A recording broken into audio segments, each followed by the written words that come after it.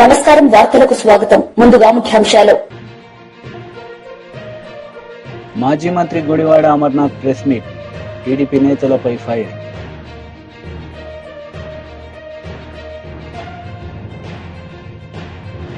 దీక్షా దివాస్ లో పాల్గొన్న మాజీ మంత్రి KTR arrest out CM Revanth రెడ్డిపై విమర్శలు మోసానికి దౌర్జన్యానికి చొక్కా ప్యాంటు వేస్తే అచ్చం జగన్మోహన్ రెడ్డిలా ఉంటారని మాజీ మంత్రి డొక్కా మాణిక్య వరప్రసాద్ విమర్శించారు. సెకీ విద్యుత్ ఒప్పందానికి సంబంధించి అమెరికా కోర్టు వేసిన ఛార్జ్ షీట్ లో జగన్ తన పేరు లేదని బుకాయించడంపై ఆయన ఆగ్రహం వ్యక్తం చేశారు. సెకీ విద్యుత్ ఒప్పందం అంశంలో జగన్ ఎట్టి పరిస్థితుల్లోనే తప్పించుకోలేరని అన్నారు. సీఎంఓలో ఉన్న అధికారులకి మేము లంచాలు ఇచ్చామని చెప్పి న్యూయార్క్ కోర్టు ఛార్జ్ షీట్ లో ఉంటే ఆ ఛార్జ్ షీట్ లో నా పేరు లేదు అని అంటావేంటి? అదేంటి? అంటే నీకు తెలియకుండా నీ ఆఫీసులో నీ ఇంట్లో మీ సెక్రటరీ లేదు తింటారా? మీ ఆఫీసులో ఎవరు? మీ సీఎంఓ వాళ్ళు ఎవరన్నా వాళ్ళు తినేశారంట, వాళ్ళ మీద పెడతావా లేకపోతే వాళ్ళని అరెస్ట్ చేయమంటావా? నువ్వు ఏంటి దుర్మార్గం? నేను తిన్నానని ధైర్యంగా చెప్పు. నువ్వు అంత అబద్దాలు ఆడుతున్నావు, ఎంత మీడియా సాక్షిగా ఎంత అబద్దాలు ఆడుతున్నావు? రాష్ట్ర ప్రజలకు ఎంత అంత అంత అంత అంత దుర్మార్గం చెప్పాల్సిన అవసరం నీకేమొచ్చింది? ఈ సెకీ ఒప్పందంలో మీరు తప్పించుకోలేరు. నువ్వు నిజంగా అమెరికా డబ్బులు తినకపోతే, అదాని డబ్బులు తినకపోతే నువ్వు అమెరికా పోయినా ఒకసారి, మీ పిల్లలు ఉన్నారు కదా, చూసి రాపో ఒకసారి. వస్తాం, మళ్ళీ వెనక్కి వస్తామేమో చూద్దాం. ఆంధ్రదేశంలో అదాని అంటే జగన్మోహన్ రెడ్డి గారి కంపెనీ, సొంత కంపెనీలే. నీ నిర్వాహకం వల్లనే, నీ వల్లనే ఈరోజు పీపీఎల్కి రద్దు చేయాలంటే చాలా ప్రొసీజర్ అడ్డం వస్తా ఉంది. అందువల్ల నాగలపల్లి శ్రీకాంత్ నీ టైంలో విద్యుత్ శక్తి ఎలా ఉంది, ఎంత ఇబ్బందులు పడింది, ఎంత అవస్థ పడింది మనందరం చూసాం. అంతా సప్లయర్స్ అంతా భయపడి సచ్చారు, నీకు పే చేయలేక, నీకు మీ ముడుపులు కట్టలేక. చంద్రబాబు గారి ప్రభుత్వం వచ్చాక బాగా సప్లై బాగుంది, సప్లయర్స్ అంతా హ్యాపీగా ఉన్నారు. దాన్ని మెరిట్ని అప్రిషియేట్ చేసి నువ్వు ఏ విధంగా రేటు తగ్గించాలో నువ్వు సూచనలు ఇవ్వు, నీ ఎక్స్పీరియన్స్ షేర్ చేయి. అంతా దోచుకోవటమే, ప్రతి దాంట్లో దోచుకోవటమే. అందువల్ల నీది ఈస్ట్ ఇండియా కంపెనీ. క్రిస్టియానిటీ అంటే నువ్వు క్రిస్టియానిటీ మదర్ తెరిసే సేవ చేసే క్రిస్టియానిటీ కాదు నీది. నువ్వు east India company, warn Hastings లాగా దోచుకోవడానికి వచ్చిన కంపెనీ. మోసానికి దౌర్జన్యానికి చొక్కా ప్యాంట్ వేస్తే అచ్చం జగన్మోహన్ రెడ్డి గారు లాగా ఉంటాడు. ఆ విధంగా నిన్న నువ్వు ప్రెస్ ముందు మాట్లాడావు. ఈ కల్లబల్లి కబుర్లు పెట్టి ఎలా దోచుకున్నావో ఆ దోచుకున్న డబ్బు చెల్లించు ప్రజలు. అదాని నుంచి విద్యుత్ కొనుగోళ్లలో వైఎస్ జగన్ కు లంచాలు ముట్టాయంటూ షర్మిల మాట్లాడడం విడ్డూరంగా ఉందని వైఎస్ఆర్సీపీ రాష్ట్ర అధికార ప్రతినిధి రాచమల్లు శివప్రసాద్ రెడ్డి అన్నారు. అదాని వ్యవహారంతో గత ఏపీ ప్రభుత్వానికి ఎలాంటి సంబంధం లేదని, విద్యుత్ కొనుగోళ్ల విషయంలో పత్రికల్లో వస్తున్న వార్తల్లో ఇసుమంత కూడా వాస్తవం లేదని అన్నారు. గురువారం రాచమల్లు శివప్రసాద్ రెడ్డి మీడియాతో మాట్లాడారు. స్టడీ చేసి అన్ని ఏర్పాట్లు చేసేవారు. ముందే ముఖ్యమంత్రి గారు మనకి సీజన్ వస్తుందంటే దానికి తగ్గ agriculture and civil supply departments తోటి మీటింగ్ పెట్టి అధికారులకు అందరికీ సూచనలు ఇచ్చి ఏ ఒక్క రైతు కూడా గిట్టుబాటు ధర కోల్పోకూడదు, ధాన్యం సకాలంలో చేరాలి, గన్నీ బ్యాగ్స్కి లోటు లేకుండా ఉండాలి, వెహికల్స్కి ఇబ్బంది లేకుండా ఉండాలి, వెహికల్స్ని ఏర్పాటు చేసి transport charges, gunny charges, labour charges అన్నీ కూడా ప్రభుత్వమే భరించి డైరెక్ట్ రైతు అకౌంట్లో పడేలాగా చేసిన ఘనత గత ప్రభుత్వం జగన్మోహన్ రెడ్డి గారి పరిపాలన. ఒక ఎగ్జాంపుల్ చూడండి. అంతకుముందు 5 సంవత్సరాలు చంద్రబాబు నాయుడు గారి పరిపాలనలో 17,94,000 మంది రైతుల వద్ద నుండి 2,65,00,000 మెట్రిక్ టన్నుల ధాన్యం కొనుగోలు చేసి 40,236 కోట్లు చెల్లించారు. అంటే చూడండి, 17,94,000 మంది రైతులు గత 2014 టు 2019. అదే మా ప్రభుత్వం గత జగన్మోహన్ రెడ్డి గారి హయాంలో 37,70,000 మంది రైతుల వద్ద నుండి 3,40,25,000 మెట్రిక్ టన్నుల ధాన్యం కొనుగోలు చేసి 65,225 కోట్లు చెల్లించాం. అంటే డబల్, రైతులు కూడా డబుల్. ఇప్పుడు రైతులు ఎంత తేడా ఇది మీకు చెప్పుకొస్తున్నానంటే, గత ప్రభుత్వం ఒక పారదర్శకంగా ఈ క్రాప్ని నమోదు చేసి ఆ ఈ క్రాప్ ద్వారా కార్బన్ నాయిస్లో ఎన్ని ఎకరాలు వేశారు అనేది అన్ని లెక్కలు తీసుకుని ఆ లెక్కల ప్రకారంగా ఇన్ని వేల ఎకరాలు ఇన్ని కోట్ల ఎకరాలని లెక్కల్లో ఉండి ఇవాళ ఈ క్రాప్ అన్నది లేదు, ఈ క్రాప్ అన్నది చేయలేదు, ఇన్సూరెన్స్ ఎలాగ చేయలేదు, కనీసం వాళ్ళు ఇస్తానన్న 20,000 రైతు భరోసాకు కూడా ఇవ్వలేదు. ఇవాళ ఈ రైతు ఇన్ని రకాల బాధలు పడటానికి కారణం గతంలో 17,00,000 మంది రైతులు దగ్గర కొంటే మా ప్రభుత్వం 35,00,000 మంది దగ్గర డబల్ కన్నా ఎక్కువ రైతుల దగ్గర కొంటే తేడా ఏంటంటే ఇప్పుడు మళ్ళీ అదే పరిస్థితి వచ్చేసింది, పాత పరిస్థితి. ఇవాళ రైతులు దళారికి అమ్ముకునే పరిస్థితికి వచ్చేసారు. దళారి రైస్ మిల్లర్ కుమ్మక్కై ఇవాళ ప్రభుత్వం ఏర్పాటు ఏమి చేయకుండా, ప్రభుత్వం అధికారుల్ని పెట్టకుండా, గత ప్రభుత్వం అధికారులే ధాన్యం రాసుల దగ్గరికి వెళ్ళి శాంపిల్స్ తీసుకుని అది ధాన్యాన్ని తెప్పించుకుని ఆర్బీకే నుంచి మళ్ళీ మిల్లుకి వెళ్ళేటట్టు ఇక్కడ ఆఫీసర్స్ ఉండేవారు, అక్కడ మిల్లు దగ్గర ఆఫీసర్ ఉండేవారు, కస్టోడింగ్ ఆఫీసర్. వాళ్ళ ధాన్యాన్ని దింపుకుని వాళ్ళకి ఇబ్బంది లేకుండా చేసేవారు. డైరెక్ట్ ఏదైతే మద్దతు ధర ఉందో అది అకౌంట్ లో పడేలా చేసేవారు. అల్గునూర్ చౌరస్తా కరీంనగర్ లో దీక్ష దివస్ కార్యక్రమంలో బీఆర్ఎస్ వర్కింగ్ ప్రెసిడెంట్ కేటీఆర్ పాల్గొన్నారు. ఈ సందర్భంగా ఆయన సీఎం రేవంత్ రెడ్డిపై పలు విమర్శలు చేశారు. 11 సీట్లనిచ్చి మా తెలంగాణ మాకు కావాలి అని స్పష్టంగా దేశ రాజకీయ వ్యవస్థకు చెప్పిండ్రు.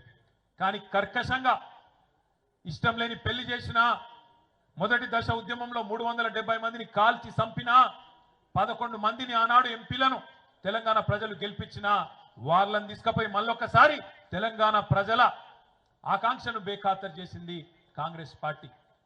71 నుంచి 2001 దాకా 30 ఏళ్ల పాటు పెద్దలు, బుద్ధిజీవులు, ప్రొఫెసర్ జయశంకర్ లాంటి పెద్ద మనుషులు, ఆచార్య కొత్తపల్లి జయశంకర్ గారు లాంటి పెద్దలు, విద్యాసాగర్ రావు గారు లాంటి నిపుణులు, అదేవిధంగా ఇంకా కవులు, కళాకారులు, విద్యావంతులు, టీచర్లు కావచ్చు, ఉద్యోగులు కావచ్చు, వాళ్ళు కాపాడుకున్నారు. ఎప్పుడన్నా ఎవరన్నా రాకపోతారా, మళ్ళొక్కసారి తెలంగాణ ఉద్యమం రగలకపోతుందా అని చెప్పి ఎదురు చూస్తున్నప్పుడు కలిసి వచ్చే కాలానికి నడిసొచ్చే కొడుకు అన్నట్టు అప్పుడు వచ్చిండు మన నాయకుడు గులాబీ జెండా ఎగరవేస్తూ కేసీఆర్ గారు. ఇదే కరీంనగర్ లో రణనినాదం చేసి, సింహగర్జన చేసి తెలంగాణకు తిరిగి మలి దశ ఉద్యమానికి ఒక రాజకీయ రూపాన్ని కల్పించి గులాబీ జెండా ఎగరేసి తెలంగాణ వచ్చుడో కేసీఆర్ సచ్చుడో, మీరు అవసరమైతే నేను కనుక ఉద్యమం నుంచి తప్పుకుంటే రాళ్లతోని కొట్టి చంపే అధికారం మీకు నేను ఇస్తున్నా అని ఆనాడు సింహగర్జనలోనే కరీంనగర్ వేదికగా ప్రకటించిన నాయకుడు కేసీఆర్ గారు. పదవీ త్యాగంతో పార్టీని ప్రారంభించి ప్రాణ త్యాగానికి సిద్ధపడి రాష్ట్రాన్ని సాధించిన మహానాయకుడు తెలంగాణలో కేసీఆర్ గారు మాత్రమే అనే మాట ఒకసారి నేను మీకు గుర్తు చేస్తా ఉన్నా. దయచేసి మిత్రులందరూ నేను కోరేది ఒకటే, ఇవాళ చాలా మంది చాలా మాట్లాడచ్చు. కేసీఆర్ గారు పార్టీ పెట్టినప్పుడు 2001 ఏప్రిల్లో ఎటువంటి పరిస్థితి ఉండనో ఒక్కసారి దయచేసి ఆలోచన చేయవలసిందిగా నేను కోరుతున్నా. ఆ రోజు కేసీఆర్ గారి వయస్సు కేవలం 46-47 ఏళ్ళు, చాలా చిన్న వయస్సు.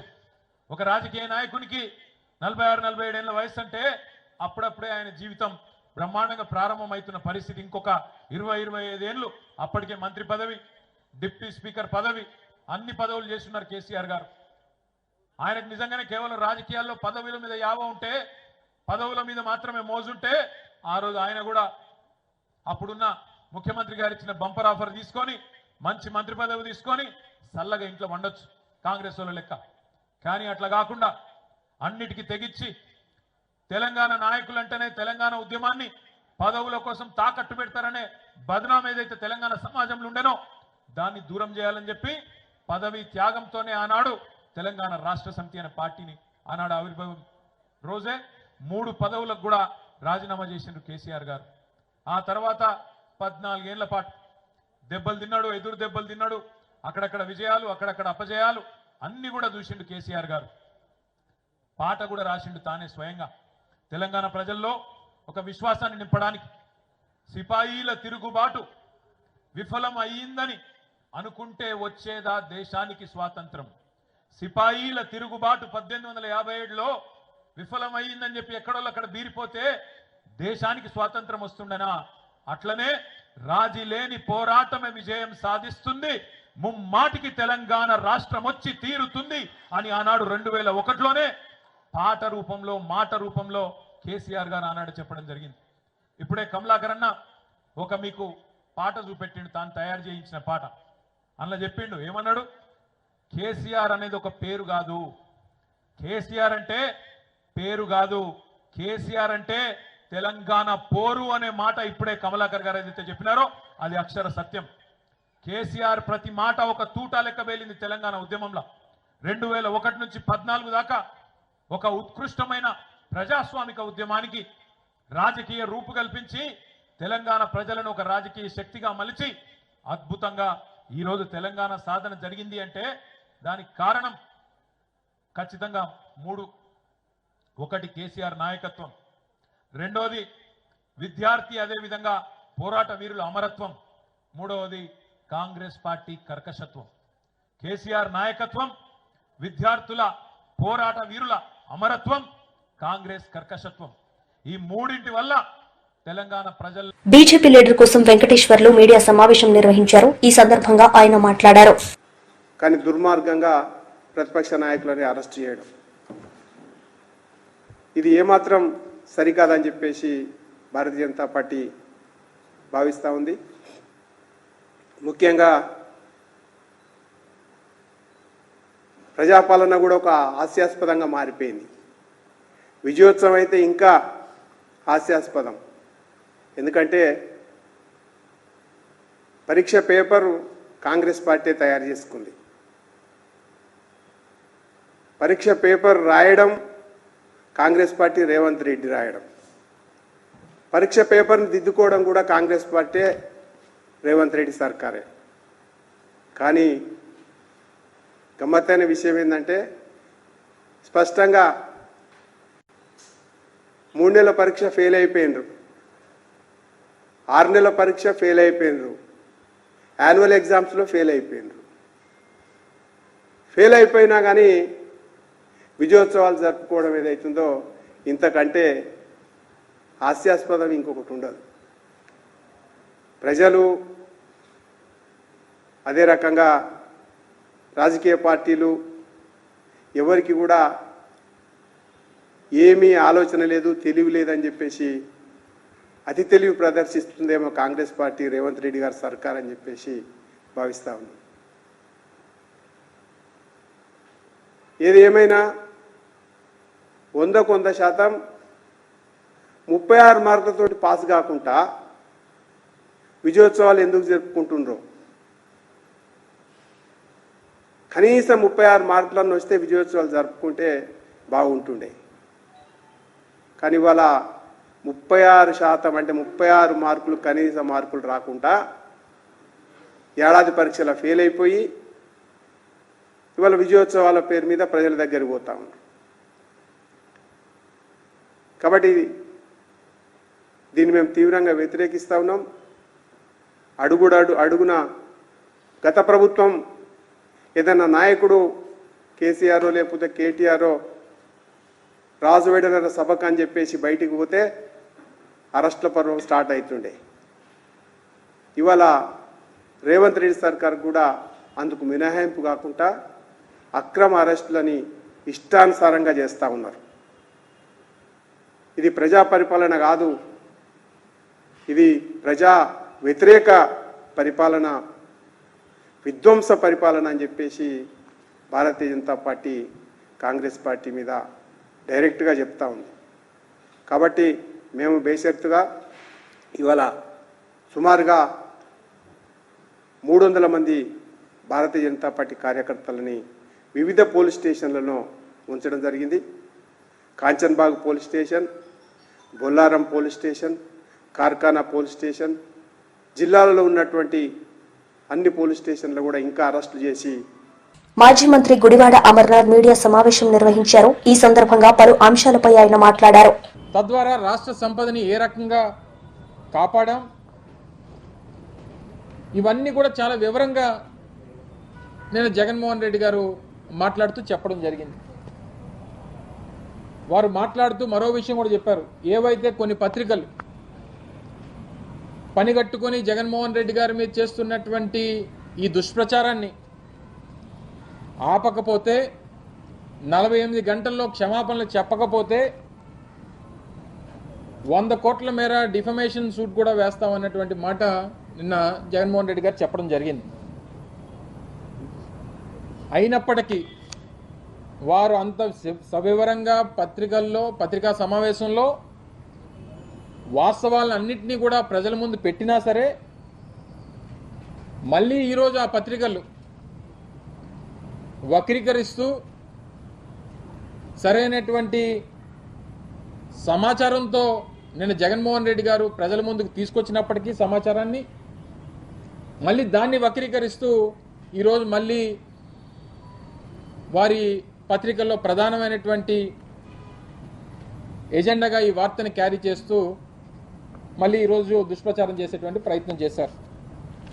అయితే నిన్న వారు మాట్లాడినటువంటి మాటలకి ఇది చంద్రబాబు నాయుడు గారు అలాగే తెలుగుదేశం పార్టీ గెజెట్ పేపర్లు, మేము ఇప్పుడు కాదు అనేక సంవత్సరాలుగా మేము పార్టీ పెట్టినటువంటి నాటి నుండి జగన్మోహన్ రెడ్డి గారు కాంగ్రెస్ పార్టీని విడిచి బయటకు వచ్చి వైఎస్ఆర్ కాంగ్రెస్ పార్టీ స్థాపించిన దగ్గర నుంచి జగన్మోహన్ రెడ్డి గారి మీద దుమ్మెత్తి పోస్తున్నటువంటి పత్రికలు,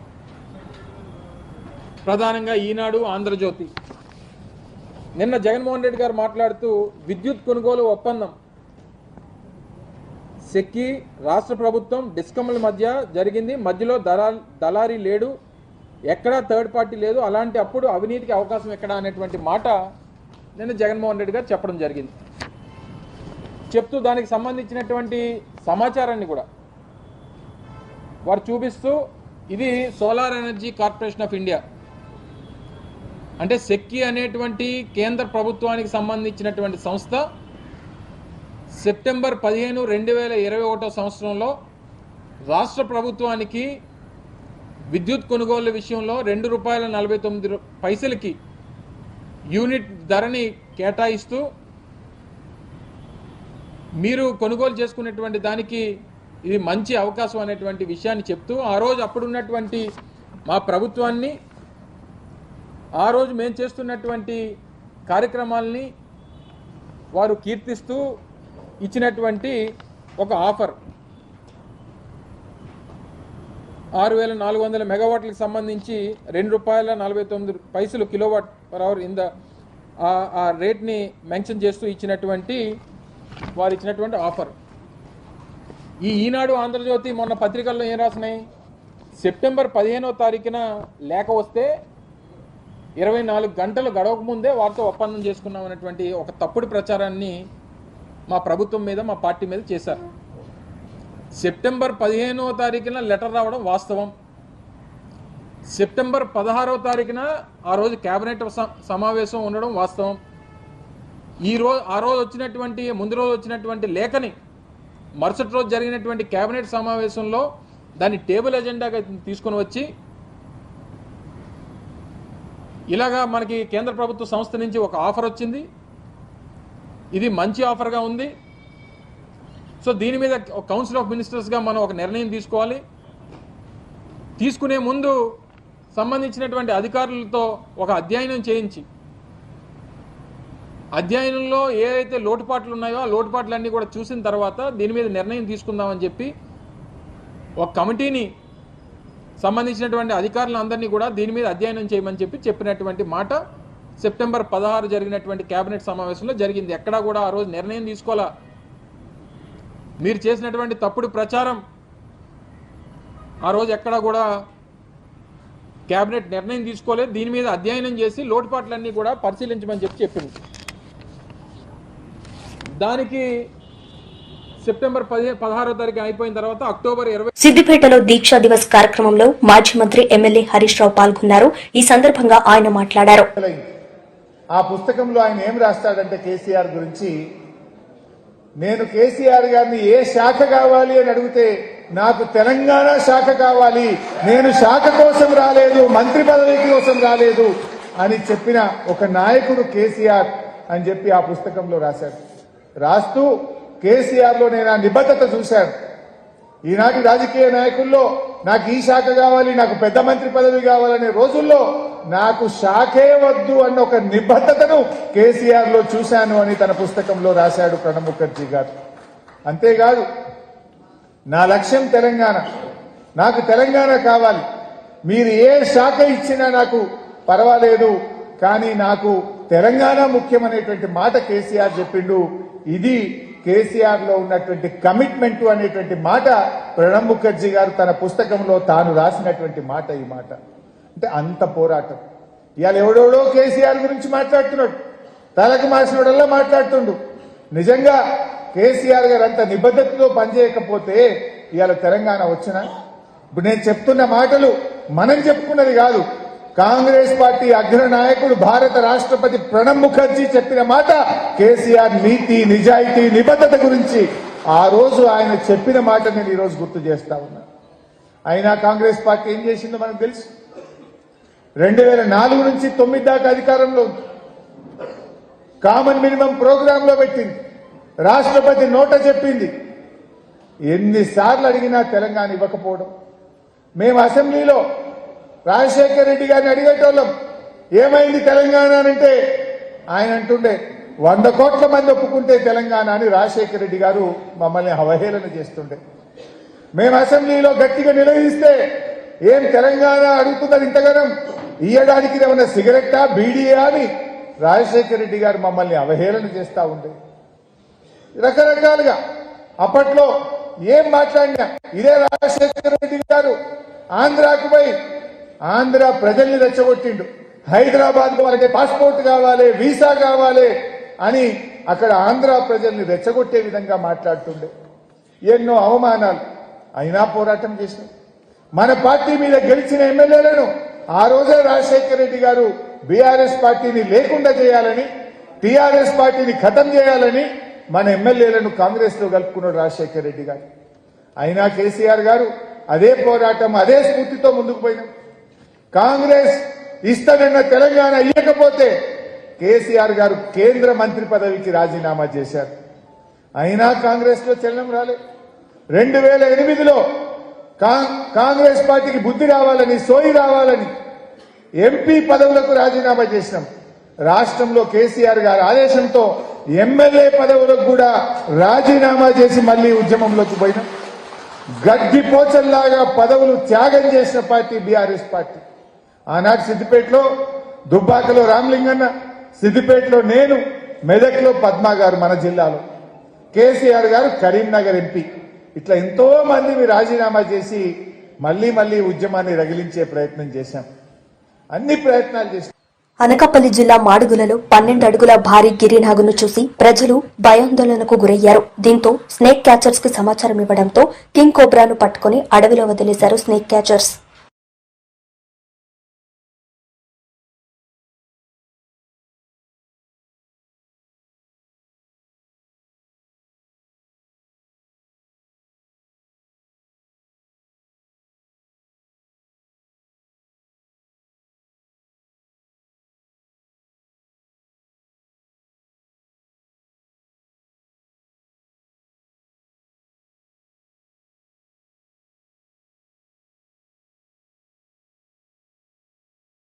వార్తలు ముగించే ముందు ముఖ్యాంశాలు మరోసారి. మాజీ మంత్రి Gudivada Amarnath press meet, TDP నేతలపై ఫైర్.